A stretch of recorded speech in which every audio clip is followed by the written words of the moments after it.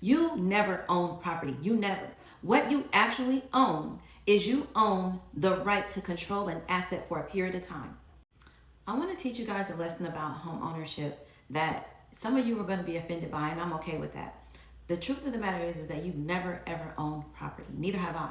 I speak in terms of, oh, I purchased my first home when I was 24, blase, blase, but I've been learning about real estate in ways that you couldn't even imagine. As you know, I'm studying for my master's in law at Florida State University, and one of the courses that I'm taking is a real estate law class and compliance. And I've always said that there's not really a difference between owning a home and renting. And I remember y'all went crazy on me in the comments, but I have since been able to quantify that statement. And there are certain nuances, but it's not that different. And I want to read you something out of my book, if that's okay with you, okay? So, as you know, I just recently wrote my book, and I want to read something that I wrote to you real quick. Just bear with me, y'all, okay? I know y'all don't like to be educated, but I'm educated. All right. So, I have a chapter here called Ownership versus Control. It says, one of the most important distinctions that new homeowners fail to grasp is the difference between ownership and control. When you purchase a home or a mortgage, you hold the title to the property, maybe, but the lender holds the lien, and that gives them significant power over your use and disposition. The distinction becomes painfully clear when financial difficulties arise. A homeowner who loses their job or faces unexpected expenses cannot simply decide to skip a few mortgage payments, right? Because missing payments triggers a cascade of consequences, including late fees, credit damage, and ultimately foreclosure proceedings. Okay. And I wanted to mention that because, as you know, I did lose one of my properties to foreclosure at one point in time. But let me tell you what I learned in school, and this is the key. You never own property. You never. What you actually own is you own the right to control an asset for a period of time. Let me repeat that.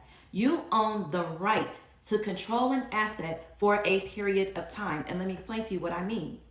If I purchase a home and I own that home and I have a mortgage on it for 30 years, let's say I stay in that home for 30 years. When I'm dead and gone, if that home not transferred to my children, which most of our assets are not, let's just be clear. But let's just say I was one of the lucky ones and my assets are transferred to my children.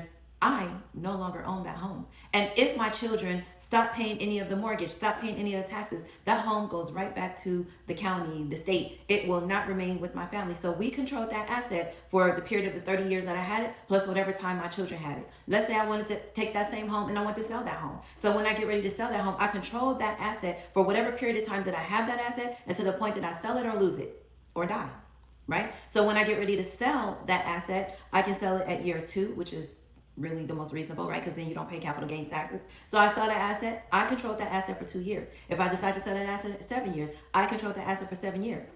You can talk equity and all these different things, but don't forget that you're paying into the property. So there are many times where your equity could be $20,000. You're basically reimbursing yourself a portion of the mortgage that you already paid in interest.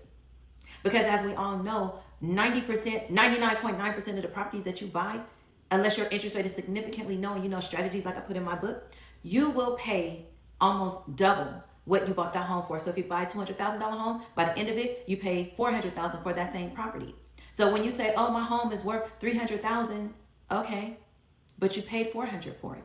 So you may have in your mind increased equity by $100,000 and you're getting money back, but technically, unless there's just a very significant area that you really have to sell your home in order for you to really capitalize on it. And in my opinion, it's around the 5, maybe 2 to 7 year mark, depending on the appreciation. Again, you got to calculate how much you put into the home, how much went to interest, and compare rents in that area. So let's say that your mortgage sometimes is less than rents in the area. Maybe it's more beneficial. Sometimes the mortgage in the area will be significantly more than rents in the area. For instance, my home was at almost $1 million home, and my mortgage was $6,000.